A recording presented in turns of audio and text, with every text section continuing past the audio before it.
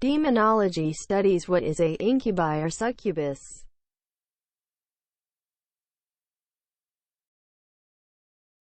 Introduction. The incubus, also called folle in French, alp in German, duende in Spanish, and folletto in Italian, was an angel who fell because of lust for women according to many of the Church Fathers. This being appears to women often in the form of a sexual dream, nightmare. And in fact the Latin word for nightmare is incubo, meaning to lie upon. Its counterpart is the succubus, who appears to males when a witch or sorcerer is associated with it. It is called a magistellus or familiar.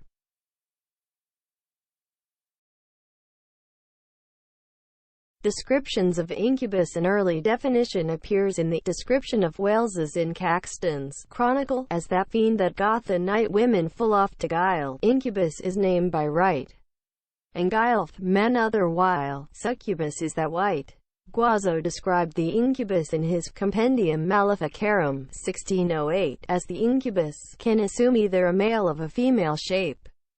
Sometimes he appears as a full-grown man, sometimes as a satyr, and if it is a woman who has been received as a witch, he generally assumes the form of a rank goat.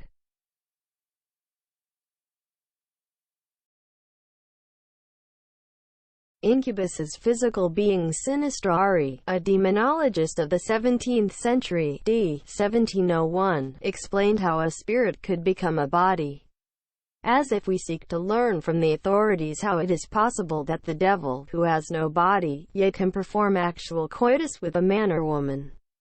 They unanimously answer that the devil assumes the corpse of another human being, male or female as the case may be, or that, from the mixture of other materials, he shapes for himself a body endowed with motion, by means of which body he copulates with the human being. St. Augustine of Hippo states in his book On the Trinity, 400-416, devils do indeed collect human semen, by means of which they are able to produce bodily effects, but this cannot be done without some local movement. Therefore devils can transfer the semen which they have collected and inject it into the bodies of others. Caesarius of Heisterbach b. 1170 believed that incubi got their semen by collecting semen emitted during nocturnal emissions or masturbation. They could then use that to create new bodies for themselves. Pregnancy. An incubus encounters. Thomas Aquinas 1225-74 wrote, "Nevertheless, if sometimes children are born from intercourse with demons, this is not because of the semen emitted by them, or from the bodies they have assumed, but through the semen taken from some man for this purpose. Seeing that the same demon who acts as a succubus for a man becomes an incubus for a woman." Summa Theologica, Bonaventura, Cavalieri 1598-1647 maybe. Reference, wrote, "Devils in the form of women, succubi, yield to males and receive their semen. By cunning skill, the demons preserve its potency, and afterwards, with the permission of God, they become incubi and pour it out into female repositories." Sinistrari also summarized two late 16th century writers, the Dominican Thomas Malvenda and Dr. Franciscus Felicius. What incubi introduce into the womb is not any ordinary human semen in normal quantity, but abundant, very thick, very warm, rich in spirits and free from serosity. This, moreover, is an easy thing for them, since they merely have to choose ardent, robust men, whose semen is naturally very copious, and with whom the succubus has relations. And then the incubus copulates with women of a like constitution, taking care that both shall enjoy a more than normal orgasm, for the greater the venereal excitement the more abundant is the semen.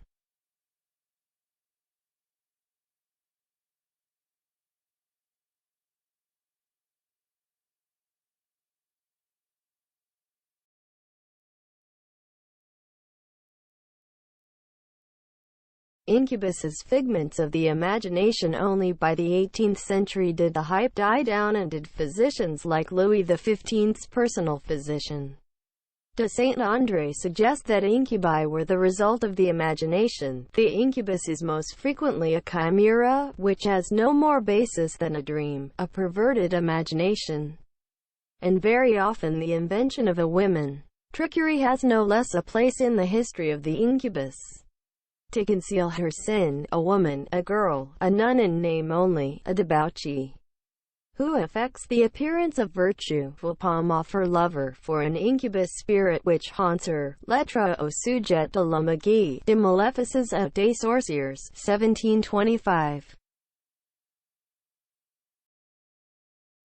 Church's view of women. The Church was concerned with the nature of the women, and as early as the late 15th century, there were 3 distinctions published in the Malleus Maleficarum, 1486.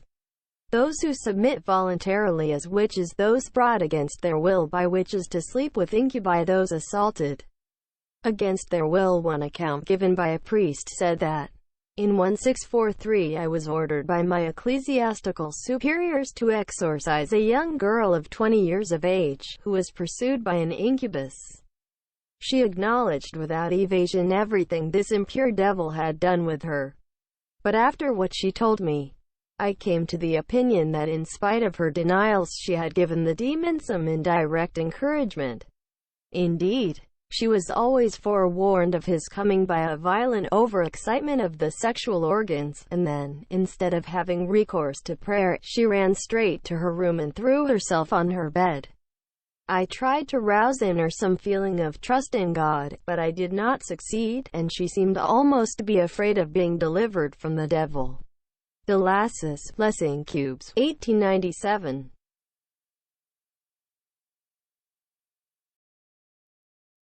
Reference article, Vampires, A Brief History article, The Real Vampire Phenomenon by from Amazon.com, Encyclopedia of Witchcraft and Demonology filed under Judeo-Christian Demons tagged with Demons, Seduction, Vampires. Subscribe to my channel King Solomon Good or Evil, edited by Jean Brisebois.